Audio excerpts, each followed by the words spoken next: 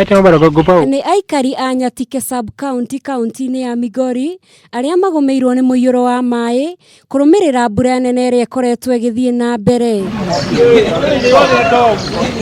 Mĩciĩ ĩtanyihĩire 150 nĩcio ihutĩtio nĩ ituĩka rĩrĩ, ene magĩtigwo matarĩ na gwa gũikara, kũrĩa rĩu mambĩte kambĩ wabici-inĩ ya cibũ.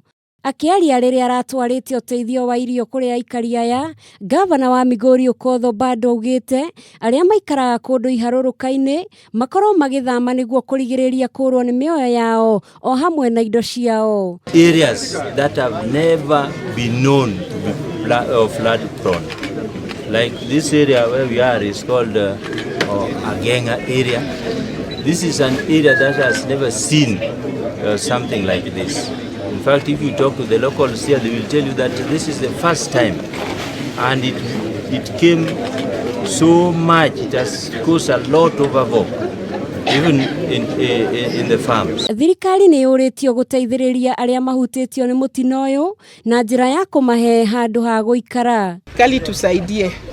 Kama maji naweza kutolewa ili ipitie iende mahali.